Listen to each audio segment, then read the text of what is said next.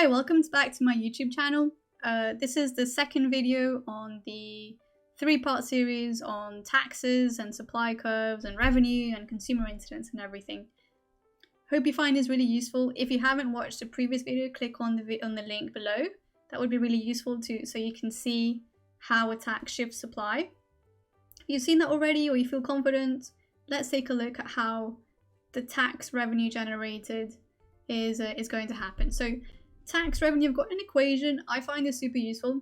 A lot of people don't know this equation, but write it down, really useful. It's your tax that you've charged on each unit times the unit sold. That's how to calculate any tax revenue.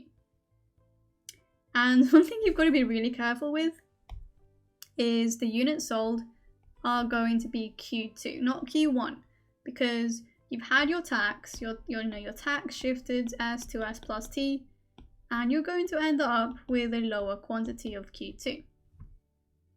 Therefore, to work out the tax revenue, you can only use Q2 because only the units that have been sold will be paying tax. That's something to watch out for, so Q2 units. Another thing to remember is that the distance between your supply curves is your tax, and we'll look into that a little bit more, but that's what we worked on last video. But I just want to make that very, very clear. If it's a unit tax, the rule is it doesn't matter where you get the tax from.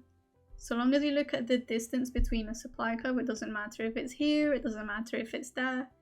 It will be the same because it's a parallel shift. But if it's an ad valorem tax, it won't be a parallel shift, and then you've got to be extra careful to only find the tax, the vertical distance, at Q2. That's something really important to remember. Remember, they can try and trick you with things like this. So be sure to write that down. Okay, here on the left, I have the unit tax example, and I have the ad valorem one here on the right. Both of these have had their tax implemented, but everything else is exactly the same. So they've got the same initial price, same initial quantity, everything's the same demand curve. Just the shift is different. One is a unit tax and one is a percentage tax. So both of these will cause the price to increase.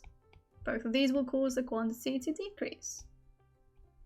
But to work out the tax revenue, let's start with the one on the left. So we're referring to the same equation that we've just talked about. So tax revenue is equal to the tax times the quantities sold.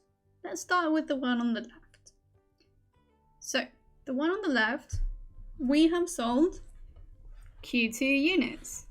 So we've sold Q2 units. And each of these Q2 units are taxed the difference between the supply curve. I'm just going to use this one as an example. That much has been taxed on all of these Q2 units. So the tax revenue, well, it's going to be a box. It's going to be a box with a length of the unit sold, which is Q2, and it's going to go up by the tax. And remember from maths, if you multiply A times B, or the length times the height, you get the area of a rectangle. It turns out that our tax revenue can be drawn as a rectangle, or sometimes it's a square. This area here. Very difficult to draw that super accurately, but that's the tax revenue. And then let's try to work out the tax revenue with the ad valorem tax. We do the same thing. We know that this company has sold Q2 units. So we know all of these units have been taxed. But here's the thing. The tax that's actually been faced by each of them is just this one. We are not taxing them different amounts, we're just taxing them at Q2. And the tax charged on that Q2 is that much. So again, we're going across by Q2, and then we're going up by the tax at Q2. And the equation wants us to multiply these. So if we multiply these, we get the area of a rectangle. And that is the tax revenue with an ad valorem tax. And here is the graph a little bit more clear. So I hope you liked that video, and hopefully that was really useful and interesting for you. Next video, you've got a preview here. It's the tax, consumer and producer incidence one. Let me know in the comments if you have any questions or you need any more information. Happy to make another video on that.